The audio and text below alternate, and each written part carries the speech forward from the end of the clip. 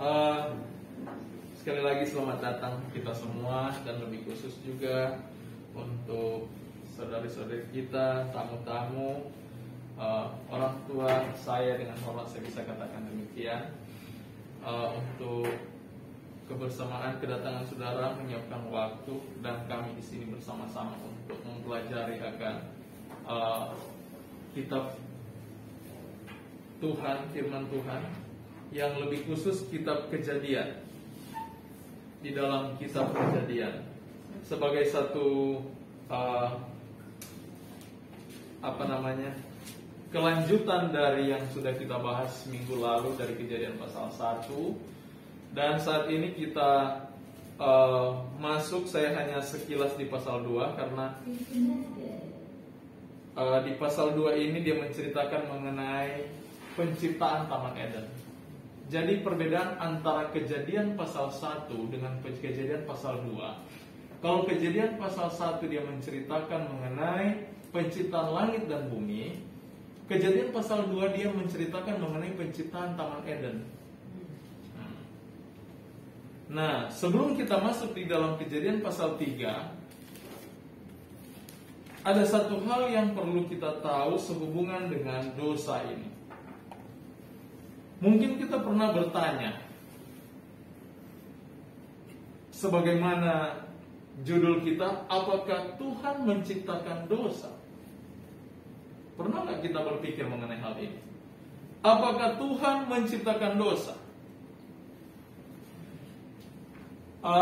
Kalau saya mau recap sebelum kita datang di dalam konteks ini ya, sebelum kita datang di konteks ini, kalau kita recap atau kita tarik tema-tema besar dari Kejadian pasal 2 ayat 8 sampai 25, mungkin saya bisa bahagi seperti ini. Di ayat 8 ini menceritakan informasi untuk membuat Taman Eden. Di ayat 9 Tuhan ciptakan pohon pengetahuan baik dan jahat dan pohon kehidupan di tengah-tengah Taman Eden. Ayat 10 sampai 14 dia ceritakan nama-nama sungai yang ada di Taman Eden. Ayat 15 sampai 17 mengenai peraturan dan perintah yang berlaku di Taman Eden. Ayat 18 sampai 20 ide untuk membuat pasangan bagi Adam di Taman Eden. Dan uniknya, sebelum Tuhan menciptakan pasangan Adam, kalau kita baca di ayat ini, sebelum Tuhan mau menciptakan perempuan, yang lebih dahulu Tuhan suruh Adam memberi nama kepada binatang. Makanya di dalam ayat 18 sampai 20 ini, di dalam ayat 18 sampai 20 ini, ide utama Tuhan untuk menciptakan perempuan, bukan menciptakan Hawa. Kata Hawa nanti muncul ketika berdosa.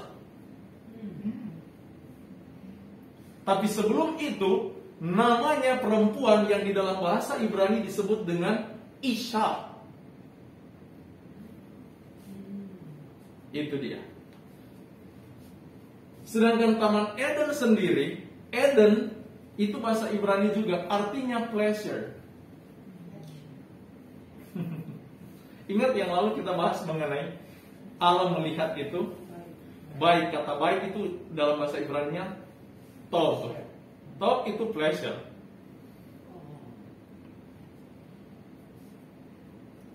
Jadi sebenarnya inti Kejadian pasal 1 dan pasal 2 adalah cerita mengenai kebaikan Allah untuk manusia. Semua fungsi penciptaan untuk kebaikan, untuk kebahagiaan, tidak ada lain. Dan itu kepuasan ilahi.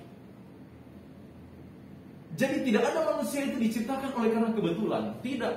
Sama seperti yang digambarkan oleh para saintis modern. Kita datang karena kebetulan. Tidak ada kebetulan. Allah menciptakan semuanya dengan hikmat yang tidak terbatas. Dan dia lakukan itu karena kepuasan ilahi. Cinta. Jadi kita itu diciptakan untuk kebahagiaan. Makanya kebahagiaan. Kebahagiaan siapa? Untuk kebahagiaan Tuhan, untuk kebahagiaan kita juga. Jadi kita diciptakan untuk kebahagiaan. Makanya tidak heran waktu Yesus datang berkhotbah, yang dia mau khotbahkan pertama kali khotbah di atas bukit, apa yang dikatakan? Berbahagialah. Karena itu tujuan Tuhan. Mengapa kita tidak berbahagia? Dosa. Itu dia. Nah, mari kita melanjut mengenai Tuhan dan dosa. Ini pertanyaan-pertanyaan yang muncul. Mengapa ada dosa? Karena ini yang merusak kebahagiaan. Kedua, dari mana dosa ini berawal? Yang ketiga, siapa yang mencetuskan dosa ini? Keempat, karena oleh dosa ini saya harus mengalami penderitaan, sakit, dan ketidakbahagiaan. Ini kan dosa ini yang membuat ketidakbahagiaan. Dan kesimpulan yang terakhir, apakah Tuhan menciptakan iblis itu? Dosa. Apakah dia yang melakukan ini? Mari kita perhatikan karakter Tuhan. Sebelum kita datang kepada apakah Tuhan ciptakan dosa, kita tanamkan dalam pikiran kita. Perhatikan karakter Tuhan. Ini hanya beberapa yang saya catat. Yang pertama dalam Yesaya pasal 6 ayat 2 dan 3. Karakter Allah itu adalah kudus atau suci. Dalam bahasa Ibrani disebut dengan Kadesh. Kadesh artinya yang lain dari yang lain, di antara yang lain, yang diasingkan. Jadi Allah itu eksistensinya lain. Kalau kita tahu kasih, dia kasihnya lebih lain. Pertama muncul kasih dari dia. Dan kasihnya ini tidak pernah berhenti. Ada terus, tidak pernah berhenti. Ini yang membuat dia jadi lain. Kesucian kasihnya ini. Sampai detik ini, penduduk sorga pun belajar kasih Allah. Artinya kasihnya baru setiap hari. Setiap hari baru. Muncul dari karakter dia. Itu Allah. Makanya kita juga sebagai orang Kristen, ketika kita menjadi Kristen, kita terima Tuhan, ada satu tugas yang paling penting yang kita harus pelajari. Mempelajari kasih Allah. Ini tugas kekristenan. Kalau kita berhenti belajar kasih Allah, kita merasa kasih Allah sudah cukup, yang akan kita buat adalah kesalahan yang kita sebut dengan dosa. Jadi Allah itu kudus, ini karakternya. Di dalam Ulangan pasal 32 ayat 3 dan 4, pekerjaannya sempurna, segala jalannya adil, tidak ada kesalahan kepadanya. Ayat 34 ayat 10, Allah yang jauh dari kefasikan dan kecurangan. Yakobus 1 ayat 13, dia tidak dapat dicobai. Ini sifat Allah, ini karakter Allah. Apalagi Mazmur pasal 5 ayat 5 dan 11 ayat 5, benci akan kefasikan dan dosa. Ini karakter Allah. Kejadian 1 ayat 31, segala ciptaannya sungguh amat baik. Dasar pemerintahnya adalah kebenaran, keadilan, dan kasih. Mazmur 89 ayat 15. Sekarang ketika kita lihat di sini karakter Allah sesungguhnya, bagaimana dia dapat disebut pencipta dosa? Nanti sebentar kita lihat karakter dosa itu. Waktu Tuhan menciptakan, pertama kali dia ingin menciptakan. Tadi dia katakan karakter Tuhan, semua yang dilakukan apa? Sempurna, baik. Kita aminkan. Sekarang, kalau apa yang dia mau ciptakan, dia itu Allah sempurna dan dia akan lakukan satu hal yang baik. Pernahkah dia berpikir bahwa kebaikan yang dia lakukan itu akan menghasilkan dosa juga? Dialah berhikmat. Dia sudah pikirkan. Itu resiko yang harus diambil. Karena mengapa? Ketika dia mau ciptakan malaikat, dia mau ciptakan satu sosok yang memiliki pertimbangan seperti dia, memiliki kuasa berpikir. Dia tidak menciptakan robot yang hanya diprogram, kamu mencintai saya selamanya. Tapi dia menciptakan satu makhluk yang memiliki kekuasaan untuk memilih. Kalau dia mau berani menciptakan makhluk demikian, artinya dia siap ambil risiko. Apa arti dosa? Melanggar hukum Allah. Arti dosa melanggar hukum Allah. Sekarang, kalau ada pelanggaran berarti ada penurutan. Ketika Tuhan menciptakan makhluk, ada pertimbangan. Resikonya dia harus ambil. Apakah ciptaannya ini melanggar atau menurut? Dia sudah pikir itu jauh sebelumnya. Baru nama Allah berhikmat. Dan resiko yang harus dia ambil besar. Ingat dalam Wahyu pasal 22 ayat 13 dia katakan, Aku adalah Alfa dan Omega, yang pertama dan yang terkemudian, yang awal dan yang akhir. Dia sebelum dosa muncul, dia sudah tahu adanya dosa.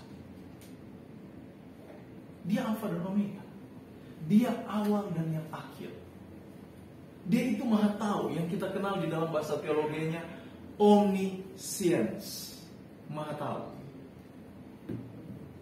Ini yang Tuhan punya atribut. Ini bukan karakter, tapi ini disebut atribut Allah. Atribut Allah, dia itu maha tahu. Tidak ada atribut demikian di semua ciptaan. Itu hanya ada pada dia. Maha tahu. Nah, dosa ini dia sudah tahu. Karena kenapa? Namanya melanggar, itu dosa. Tuhan sudah pikirkan itu jauh sebelum itu jadi. Nah, sekarang pertanyaan, jikalau Tuhan sudah mengetahui apa yang akan terjadi di depan, mengapa dia tetap menciptakan itu malaikat itu? Si Lucifer di dalam Wahyu pasal 14 kan? Lucifer yang akhirnya menjadi setan namanya. Tadinya pembawa terang, fajar. Sekarang menjadi setan namanya. Yang kedua, jika Tuhan sudah mengetahui dia akan mati di Kalvari, ini yang harus kita pertanyakan. Seringkali kita hanya mempertanyakan yang nomor satu. Kalau Tuhan sudah tahu menjadi, kadang-kadang orang katakan, kalau Tuhan sudah tahu manusia berdosa, kenapa juga dia ciptakan itu pohon pengetahuan baik dan jahat? Iya enggak? Kalau Tuhan sudah tahu Lucifer pasti mengkhianati dan dia akan mengakibatkan alam semesta kacau, kenapa juga Tuhan ciptakan dia? Kadang-kadang kita berpikir Tuhan bodoh. Tapi pernah kita bertanya untuk pertanyaan nomor 2. Jikalau Tuhan sudah mengetahui dia akan mati, karena konsekuensi dosa adalah kematian, dan kematian itu dia yang ambil. Kalau dia sendiri tahu dia mau mati di Kalvari, mengapa dia tetap menciptakan? Apa masalahnya? Lihat definisi kasih. 1 Korintus 13 ayat 4-7. Kasih itu apa? Pertama, saya perhatikan yang saya bold, tebalkan hurufnya. Salah satu karakter kasih, tidak mencari keuntungan diri sendiri. Kalau dia sampai, dia sudah tahu akan ada dosa, dan dia tidak ciptakan itu, dia cinta dia, tidak dapat disebut sebagai Allah pengasih.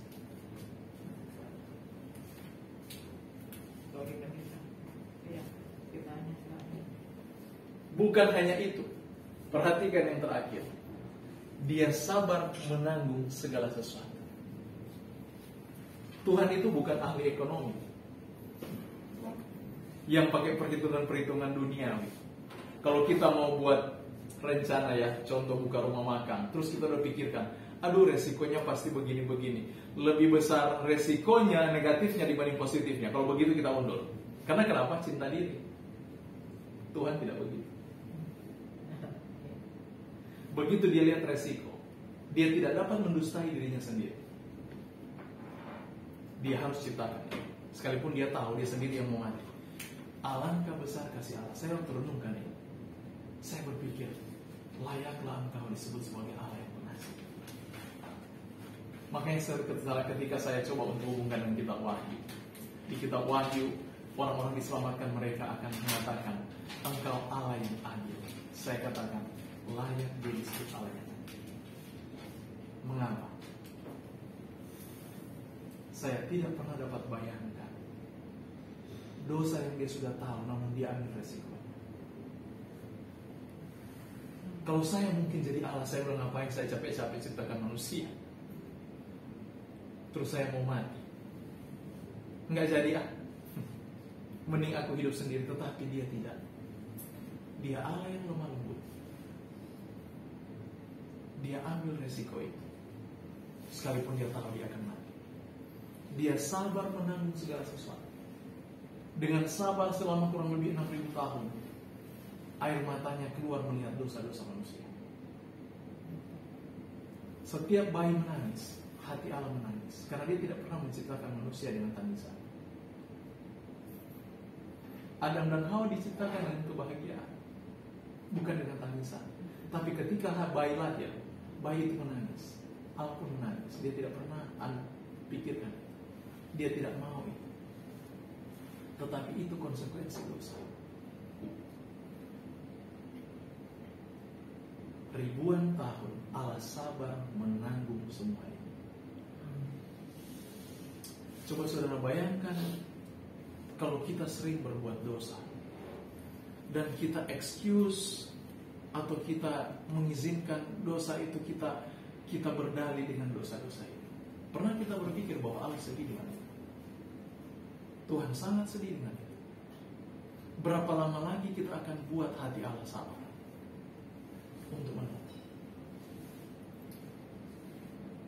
Malaikat yang dia ciptakan, si Lucifer, di Yehezkiel pasal 28 ayat 12, dia katakan dia itu diciptakan dalam gambar dan kesempurnaan, penuh hikmat dan maha indah. Hebat sekali ini Lucifer, dia diciptakan penuh hikmat, maha indah, dan gambar dari kesempurnaan. Dia bilang, engkau di Taman Eden, yaitu Taman Allah. Sebenarnya Taman Eden itu sebenarnya Taman Allah. Kenapa? Karena diciptakan bernama Eden, pleasure. Itu pleasure, Eden. Itu kesempurnaan dari. Coba perhatikan di Kejadian pasal 2 ayat 15. Kejadian pasal 2 ayat 15, dia katakan begini, Tuhan Allah mengambil manusia itu dan menempatkannya dalam Taman Eden untuk mengusahakan dan memelihara taman itu. Kata menempatkan, bahasa Ibraninya Nuah. Arti Nuah, rest. Ingat janji Allah kepada manusia, aku akan memberikan kepadamu damai sejahtera. Tinggallah dalam aku dan aku akan memberikan kepadamu damai sejahtera. Dalam bahasa Inggris dia taruh kata rest. Saudara lihat, fokus pikiran Allah untuk manusia adalah damai sejahtera. Eden adalah tempat, kenapa dia disebut sebagai taman Allah? Karena itu adalah tempat di mana damai sejahtera itu ada. Damai sejahtera itu ada. Itu Eden. Lucifer dia taruh di tempat itu. Ini gambaran sebenarnya untuk Lucifer. Gambaran Raja Tirus yang menggambarkan keadaan Lucifer. Dia bukan berfokus Lucifer itu ada di Taman Eden, tetapi dia berfokus di mana tempat di mana Lucifer berada adalah tempat sentral, pusat damai sejahtera Allah. Makanya tidak heran waktu Tuhan menyuruh orang Israel membuat itu Ark of Covenant atau tabut perjanjian, dia suruh orang Israel, dia bilang sama Musa, katakan sama Musa, katakan kepada orang Israel, buat satu penutup pendamaian yang terbuat dari tempat emas murni, berbentuk apa? 2 kerubim yang menaungi. 2 kerubim ini itu salah satu si Lucifer. Jadi sebenarnya tuh 2 kerubim itu tinggal monumen. Karena yang satu Lucifer, yang satu Gabriel. Itu tempat menaungi. Yang dia naungi adalah tata Allah. Hukum di bawah itu kan Ark of Covenant atau tabut perjanjian apa itu?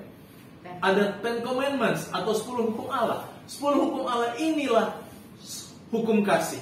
Itu karakter Allah. Dan malaikat ini dia menaungi hukum kasih. Selama kasih itu jalan, ada damai sejahtera. Tidak ada damai sejahtera dalam rumah tangga, tidak ada damai sejahtera dalam jemaat, tidak ada damai sejahtera di dalam lingkungan kalau orang tidak tahu mengasihi. Makanya ketika ungkapan ini muncul untuk Lucifer, sentral di mana dia berada adalah sentral di mana pusat hukum Allah itu berada. Ini hebat sekali. Itu Ark of Covenant atau tabut perjanjian dan penutup pendamaian ini. Penutup pendamaian ini dalam bahasa Ibrani disebut dengan kaporet. Kaporet. Pernah dengar kata Yom Kippur? Hari pendamaian. Itu kaporet dari kata Kippur. Itu kaporet artinya tempat meminta pendamaian ilahi. Pusat tempat kasih karunia Allah. Itu tuh kaporet. Itu tabut perjanjian. Kaporet namanya. Makanya imam bisa masuk ke tabut perjanjian itu untuk percikan darah di 7 kali di atas. Hanya 1 tahun 1 kali, itu pun ketika hari raya pendamaian, Yom Kippur. Setahun sekali, Yom Kippur. Lucifer simbolnya ada di situ, 2 malaikat. Jadi itu pusat. Sebenarnya Lucifer, mengapa tidak perlu penyalipan Yesus untuk tobatkan Lucifer? Ngapain? Karena tempat di mana dia berdiri adalah pusat kedamaian. Dia minta sendiri dapat. Makanya saya ibaratkan Lucifer ini ibarat semut mati di atas gula. Orang yang mati di atas gandum, lumbung gandum, mati kelaparan lagi. Lucifer ini sudah di pusat pendamaian, dia gagal. Tempatnya di taman Allah. Kuberikan tempatmu dekat kerub yang berjaga, di Gunung Kudus Allah engkau berada. Lihat itu. Dia kasih sambung itu taman Eden sebagai taman Allah dan kerub yang berjaga. Kena posisinya. Bahwa dia berada di dalam tempat pusat damai sejahtera ilahi. Engkau tak bercela dalam tingkah lakumu sejak hari penciptaanmu. Tidak ada celah. Lucifer gagal di sini. Dosa ini mulai dari cerita ini. Sudah disempurna, mungkin kita berpikir, surga itu kan sempurna. Tidak ada dosa. Kok bisa muncul dosa di sana? Betul tidak? Dia malaikat, kok bisa muncul dosa dia di sana? Karena hak pilih. Tuhan sudah pikirkan itu. Kebebasan hati nurani. Karena Tuhan menciptakan malaikat, dia bukan menciptakan robot. Yang orang punya hak pilih, ciptaan itu punya hak pilih. Apakah dia akan menurut dan dia menyembah, atau dia akan menolak dan tidak mau menurut. Resiko harus ada di situ. Mau tidak mau. Dan dia berlahan-lahan dia mulai meninggalkan. Lucifer saja, beberapa argumen yang saya lihat, komentar-komentar. dia sendiri tidak tahu dosanya sudah muncul dalam hatinya. Karena hak pilih ini, dia mulai mencari keuntungan bagi dirinya sendiri. Yesus mempertemukan ini. Lucifer, karena dia ada di tempat kerub yang berjaga, dia tempat, apalagi tadi saya katakan, tempat damai sejahtera, tempatnya itu tempat kasih karunia, belas kasih Allah. Makanya dia berpikir bahwa Allah itu baik, pengasih. Jadi kalau dia berontak tidak mungkin. Tapi sedangkan dia waktu dia berontak, dia saja tidak sadar itu sudah pemberontakan yang dia lakukan. Ada satu komentar yang lain, dia katakan bahwa Lucifer hatinya yang karena dia berada di kerub yang berjaga, dia merasa bahwa dia itu malaikat kudus. Ingat pemberontakan Korah, Datan, Korah, dan Abiram. Itu adalah gambaran yang sama menceritakan kejatuhan Lucifer. Datan, Korah, dan Abiram. Di mana? Di dalam kitab Bilangan. Mari kita buka di dalam kitab Bilangan. Pemberontakan. Bilangan pasal 16. Perhatikan ungkapan Korah. Sebelum kita datang di Bilangan pasal 16 ini, Yeskel pasal 28, hukuman Tuhan bagi Lucifer, bagi setan. Yeskel 28 ayat 18, dia bilang apa? Ayat 17. Jadi nanti hubungkan ini sebentar ya. Yeskel pasal 28 ayat 17. Dia bilang begini, engkau sombong karena kecantikanmu, hikmatmu kau musnahkan demi semarakmu, ke bumi kau ku lempar. Ingat, dosa Lucifer konsekuensinya dilempar ke bumi. Lucifer punya dosa dengan Datan, Korah, Abiram sama. Karena ingat di dalam Yesaya pasal 14, mari kita buka Yesaya pasal 14. Saya tidak taruh di slide, tetapi kita buat analisa, sedikit analisa dengan ini. Yesaya pasal 14, ingat ini salah satu dosa Lucifer. Ayat 13, Yesaya 14 ayat 13 kita mulai. Engkau yang tadinya berkata dalam hatimu, aku hendak naik ke langit, aku hendak mendirikan tahtaku mengatasi bintang-bintang Allah, dan aku hendak duduk di atas bukit pertemuan jauh di sebelah utara. Ayat 14, aku hendak naik mengatasi ketinggian awan-awan, hendak menyamai yang maha tinggi. Jadi cita-cita Lucifer, dia ingin menyamai yang maha tinggi. Saya mau tanya, kita analisa dia punya bahasa. Apa yang kita kenal mengenai Allah yang maha tinggi? Dia baik, betul? Dia kasih,